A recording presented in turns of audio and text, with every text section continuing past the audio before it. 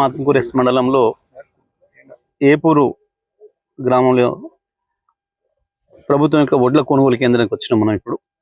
ఇప్పుడు మీరు ఇంతసేపు మీడియా మిత్రులు కూడా వచ్చి చూసారు, మీరు నాకంటే ముందు కూడా వచ్చినారు. ఇక్కడ రైతుల కళ్ళాలు చాలా కూడా చూసినారు. వడ్ల రాసుల్ని అనేక వడ్ల రాసుల్లో ఈ రకంగా మొలకలు ఎత్తినాయి. ఇప్పుడు మీరు రైతు మొలకలు ఎత్తినాయి అంటే దాదాపు ఒకరొకరు వీళ్ళు చెప్తున్న ప్రకారం 45 నుంచి 60 రోజులైంది వడ్లు వచ్చి ఇక్కడ మేము పోసి అని చెప్తున్నారు. పాపం కొంతమంది చిన్న రైతులు అయితే మొత్తం ఖరాబ్ అయిపోయినాయి. మనం అక్కడికి పోతే పార్బాయిల్డ్ రైస్ మిల్లులో పోతే ఏం వాసన వస్తుందో ఐకేపీ కొనుగోలు కేంద్రంలో కూడా గా వాసన వస్తూ ఉంది. వడ్లు తడిచి ఇప్పటికీ కొన్ని రాసులు 2 సార్లు 3 సార్లు తడిచినాయని చెప్పి చెప్తా ఉన్నారు రైతులు. ప్రభుత్వం ఇంతకంటే దివాలా కోరుతనం ఇంకొకటి లేదు. ఉత్తమ్ కుమార్ రెడ్డి ఉత్త కోతలు తప్ప వాస్తవానికి రైతులకు కురిగింది ఏం లేదు. ప్రత్యేకించి తెలంగాణలో కాంగ్రెస్ ప్రభుత్వం వచ్చిన తర్వాత రైతాంగం పట్ల వ్యవసాయ రంగం పట్ల పూర్తి నిర్లక్ష్య వైఖరి కనబడుతూ ఉంది. ఒకవైపు పంటకు నీళ్ళు ఇచ్చే పరిస్థితే లేదు. ఇవాళ మనం ఇప్పుడు ఇక్కడ నిలబడ్డం, ఏ రాశి దగ్గర అయితే నిలబడ్డమో ఈ రాశి రైతు కౌలు తీసుకొని చేసిన అని చెప్తున్నాడు. కౌలు రైతున కౌలు కట్టాలి, నీళ్లు కూడా రాక, మొన్న నీళ్లు కాళేశ్వరం నీళ్లు కూడా రాక నేను చెట్టుకు వరి మొలకకు నీళ్లు బిందెలతో పోసుకొని బతికించుకున్నా. ఆ రకంగా పెంచుకున్నా నేను కష్టపడి. తీసుకొచ్చేట రాశి వస్తే 2 నెలల నుంచి కొన్ని దిక్కు లేదు. ఇగో ఈ రకంగా మొలకలు ఎత్తినాయి. చూస్తున్నారు మీరు అందరూ కూడా, మీడియా మిత్రులు మీరే తీసిన వచ్చి చుట్టూ కూడా మొలకలు ఎట్ట వచ్చినాయి చూసిన మీరు అందరూ కూడా. ఇది ఈ రాష్ట్ర ప్రభుత్వం పరిస్థితి. ఈ రాష్ట్ర ప్రభుత్వానికి వ్యవసాయ రంగం పట్ల గింత ప్రేమ ఉంది మనకు కనబడుతుంది. నీళ్ళిచ్చే శక్తి లేదు.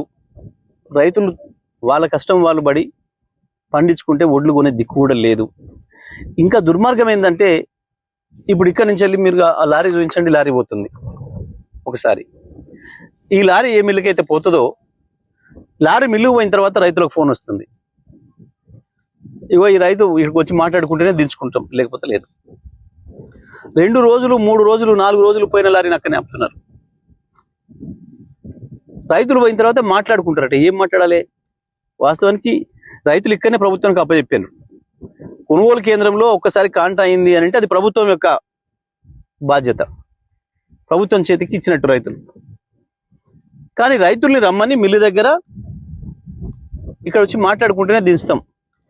ఆడికి పోయిన తర్వాత వాళ్ళు మాట్లాడుతున్న మాటలు ఎంత దుర్మార్గం అంటే, నీ ఒడ్డు బాగాలేవా, నీ ఒడ్డు తడిచినాయి, నీ ఒడ్లలో బెరుకుంది, ఏం తగ్గి ఉంటా చెప్పు. ఈ పద్ధతుల్లో రైతు మళ్ళీ పోయి వాడి కాలు పట్టుకోవాల్సిన పరిస్థితి. అక్కడికి మిల్లర్ దగ్గర పోయి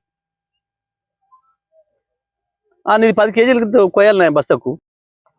ఇవాళ ప్రభుత్వాన్ని వెళ్తున్న వాళ్ళ మూర్ఖత్వం వల్ల ముఖ్యమంత్రితో సహా మంత్రులంతా కూడా చాలా మూర్ఖంగా తయారైనరు. రాష్ట్ర హక్కులు ఏంది, రాష్ట్ర హక్కులకు ఎట్లా భంగం వాటిల్లుతుంది, మనం ఏమైనా విషయాలు బయటికి మాట్లాడితే అన్న సోయి లేకుండా కాళేశ్వరం మీద వీళ్ళు కుట్రలు చేసి పక్క రాష్ట్రం కంటే దుర్మార్గంగా తెలంగాణకి ద్రోహం చేసిండ్రు, తెలంగాణ రైతాంగానికి ద్రోహం చేసిండ్రు. ఒకవైపు మీరు వాడుకోవట్లేరు కాబట్టి మేము తీసుకుపోతామని చెప్పి చంద్రబాబు నాయుడు కుట్రలు చేస్తున్నాడు. పూర్తిగా మోడీ సపోర్టు చంద్రబాబు నాయుడుకు ఉంది, చంద్రబాబు నాయుడు చేతుల్లో ఉంది కాబట్టి ఇవాళ మోడీ బతుకంతా మొత్తం కృష్ణ అయిపోయింది. కృష్ణ జలదోపిడి సజావుగా పూర్తి చేసుకుంది ఆంధ్రప్రదేశ్ ప్రభుత్వం. వచ్చిన నీళ్లను కూడా వాడుకునే సోయి లేని ఉత్తమ్ కుమార్ రెడ్డి చెత్తవాగుడు వాగుతున్నాడు. కేసీఆర్ తీసుకుపోయి ఆంధ్రకు అప్పచెప్పిండు అని మాట్లాడుతున్నాడు. బుద్ధి లేకుండా గత 9 సంవత్సరాల్లో కృష్ణ నీళ్లు మనం ఎన్ని వాడినామో ఈ సంవత్సరం మీరెన్ని వాడినరో కేఆర్ఎంబి స్పష్టంగా చెప్పింది. తెలంగాణ వాటా 20% కూడా వాడలేదు, ఆంధ్రప్రదేశ్ 80% వాడుతుంది అని చెప్పి ఇవాళ ఆంధ్రప్రదేశ్ తీసుకుపోతున్న నీళ్లు కూడా తెలంగాణవి.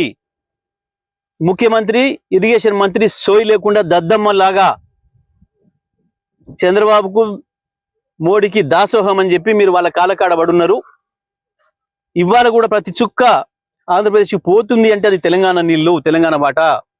ఇది వాడుకునే సోయి లేదు. కానీ కేసీఆర్ మీద అవాకులు చివాకులు వెలుకుంటా బతుకుతున్నారు. ప్రజలకు అర్థమైంది మీ బతుకంతా. ఒకవైపు బనకచెర్లకు కూడా పెన్నా బేసిన్ కు గోదావరి నీళ్ళు తీసుకుపోతా అని చెప్పి చంద్రబాబు నాయుడు హుంకరిస్తుంటే మూతి ముడుచుకొని పన్నీరు. ఏమన్నా అంటే ముడి కడుక్కోకపోతే వాసన వస్తుంది అని ఓ తెలివిలేని మాటలు మాట్లాడుకుంటూ, కడుక్కోవాల్సింది గదే కాదు, ఈ రాష్ట్రంలో ప్రభుత్వం మేము చేస్తామని చెప్పి మునగాళ్ళలాగా మాట్లాడి రండమాటలు మాట్లాడి ఇవాళ రండల్లాగా ప్రవర్తిస్తున్నారు. అది కడుక్కోండి, మొదలు తెలంగాణ హక్కుల గురించి కొట్లాడండి, కడుక్కోవడం అంటే గదైతుంది తప్ప ఇది కాదు. పోయి నీతి ఆయోగ్ను పోనని బహిష్కరిస్తా అని చెప్పి మాట్లాడినోడు ఈడిల పేరు పెట్టగానే ఇవాళ అది మాట్లాడుకోవడం కొరకు, మోడీ కాలు పట్టుకోవడం కొరకు నీతి ఆయోగ్ సమావేశానికి పోతున్నా అని చెప్పి దాన్ని తప్పించుకోవడం కొరకు ముందు రోజే కడుక్కోకుంటే వాసన వస్తుంది, ఇంకోటి చేయకపోతే ఇంకోటి ఏదైనా చెత్త మాటలు మాట్లాడిపోయిండు. ప్రజలు అర్థం చేసుకోలేని ఏం కారు. ఇవాళ కృష్ణా గోదావరిలో తెలంగాణ నీళ్లు వాటా కోల్పోయే ప్రమాదం వచ్చింది. తెలంగాణ ప్రజలందరూ కూడా విజ్ఞప్తి చేస్తా ఉన్నా, తెలంగాణ రైతాంగం అందరూ కూడా ఈ విషయంలో జాగ్రత్తగా ఉండాలి. కేసీఆర్ నాయకత్వంలో మరో ఉద్యమం చేయాల్సిన పరిస్థితి వచ్చింది. తెలంగాణ వాదులందరూ కూడా మరొక ఉద్యమాన్ని మన నీళ్లను కాపాడుకోవడం కొరకు చేయాల్సిన పరిస్థితి వస్తుంది. ఎందుకంటే ప్రభుత్వం సోయి లేకుండా ఉంది. అందరు మంత్రులు ఇరుక్కొని ఉన్నారు.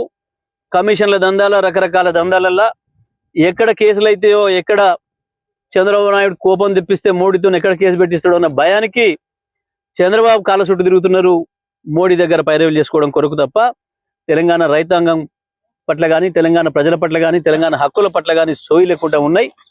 ఎట్టి పరిస్థితులలో కూడా ఇవాళ రాష్ట్రంలో బీజేపీ కూడా 8 మంది ఎంపీలు ఏం చేస్తున్నారో సమాధానం చెప్పాలి. 1,60,000 కోట్లు కేవలం 2 ప్రాజెక్టులకే ఇస్తా అని చెప్పి కేంద్రం చెప్పింది ఆంధ్రప్రదేశ్ కంటే.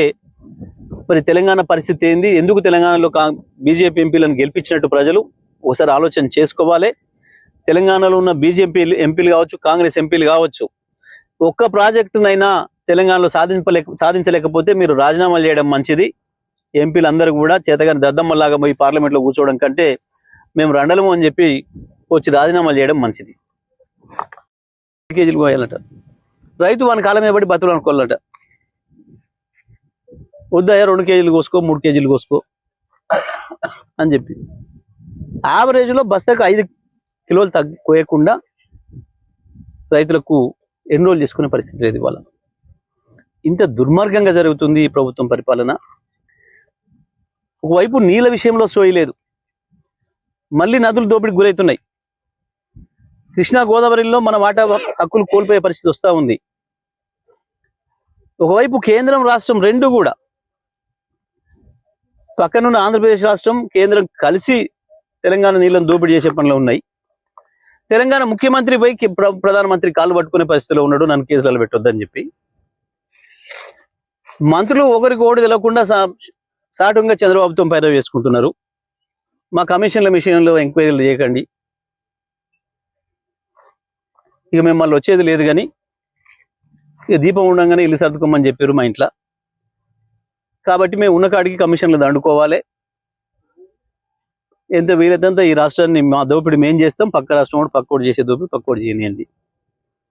ఇవాళ తెలంగాణ రాష్ట్రంలో దొంగలు పడ్డరు అన్న పరిస్థితి వచ్చింది. తెలంగాణను లూటు చేసే పరిస్థితి వచ్చింది. ఎవడికి దోచినంత వాడు దోసుకుపోవడమే, ఎవడికి దొరికినంత వాడు దోసుకుపోవడమే అనే పద్ధతుల్లో ఇవాళ మంత్రివర్గం పనిచేస్తూ ఉంది. ఏ ఒక్క శాఖ మీద ఒక మంత్రికి అవగాహన లేదు, పట్టు లేదు. మంత్రుల అధికారుల గురించి మాట్లాడితే మంత్రులే దొబ్బుతున్నారు. మా పరిస్థితి ఏంది? మంత్రులు అయితే దొబ్బొచ్చు కానీ మేము ఊరుకోవాలనా? ఇగో ఈ మాటలు అధికారుల నుంచి వింటున్నారు ఇవాళ ప్రజలు. నేను డిమాండ్ చేస్తా ఉన్నా, వెంటనే ఉత్తమ్ కుమార్ రెడ్డి నువ్వు వెంటనే ఆదేశాలు ఇచ్చి తడిసిన ఒడ్లు కానీ మొలకెత్తిన ఒడ్లు కానీ ఏదైనా సరే వెంటనే కొనుగోలు సీరియస్గా చేయమని చెప్పు. ఒకవైపు ఋతుపవనాలు కూడా తరుముకు వస్తున్నాయి. మొన్నటి వరకేమో అకాల వర్షాలు వచ్చినాయి, ఋతుపవనాలు కూడా వస్తూ ఉన్నాయి. మీ కర్మ కొద్ది ముందే వస్తున్నాయి. సరే, ప్రజల అదృష్టం, వర్షాలు రావాలని కోరుకుంటారు రైతాంగం. కానీ దురదృష్టం ఏంటంటే మీ ప్రభుత్వం సహకరించకపోయినా, మీ మూర్ఖత్వంతో నీళ్ళు ఇవ్వకపోయినా, కష్టపడి పండించుకున్న పంటను కొనే పరిస్థితి కూడా లేక ఇంకా రాసులలోనే ఉంటున్నారు. పోయి మళ్ళీ నాగలిగట్టి దున్నాల్సిన రైతు, దుక్కి తినాల్సిన రైతు కేవలం పండించిన ఒడ్ల కాడ కాపలా పండుకోవడానికే సరిపోతా ఉంది. ఈ దుర్మార్గం ఇది. దీన్ని తీవ్రంగా ఖండిస్తా ఉన్నాం మేము. వెంటనే ప్రభుత్వం కళ్ళు తెరిచి 2-3 రోజుల్లోనే ఒక గింజ లేకుండా లిఫ్ట్ చేయాలి. ఎక్కడ కూడా మిల్లర్లు ఇబ్బంది పెడుతున్నారు రైతుల్ని. కోత కొయ్యకుండా ఇప్పటి వరకు ఒక్క రైతు నుంచి కూడా పంట తీసుకోలేదు. దీని మీద అబద్ధాలు మాట్లాడడం, ఏదో నోరు వారేసుకోవడం కాకుండా వెంటనే విచారణ చేయండి, రైతాంగాన్ని ఆదుకోండి. ఇప్పటికైనా ఇప్పటికే రైతుల్లో మీ భాగవతం అంతా బట్టబయలైంది. దీంతో ఇంకా స్పష్టంగా తేలిపోతుంది మీ చేతగాంతనం, మీ నిర్లక్ష్యం. మీ దృష్టి అంతా కేవలం డబ్బుల సంపాదన మీద, కమిషన్ల మీద ఉన్నది తప్ప ఏ రంగం పైన కూడా సోయి లేదు, ప్రభుత్వానికి కంట్రోల్ లేదు. అన్ని రంగాల్ని నాశనం చేసిర్రు. దాంట్లో అత్యంత ఎక్కువగా రైతాంగాన్ని నాశనం చేసిండ్రు. వ్యవసాయం మంచి ఉన్న వ్యవసాయాన్ని ఆగం చేసిండ్రు రైతాంగాన్ని. నేను ఇప్పుడు ప్రభుత్వాన్ని వెంటనే డిమాండ్ చేస్తా ఉన్నా, రాష్ట్రంలో ఎక్కడైనా కావచ్చు, అది వెంటనే 1-2 రోజుల్లోనే యుద్ధ ప్రాతిపదికన చర్యలు తీసుకొని మరి రాత్రి పగలు పనిచేసి వెంటనే ఒడ్లు కూడా ఎక్కడ కొనుగోలు కేంద్రంలో గింజ ఒడ్లు లేకుండా తీసుకుపోవాలి, ఇళ్ళ దగ్గర చేర్చాలి, రైతాంగాన్ని కాపాడాలి అని చెప్పి నేను ప్రభుత్వాన్ని డిమాండ్ చేస్తా ఉన్నా.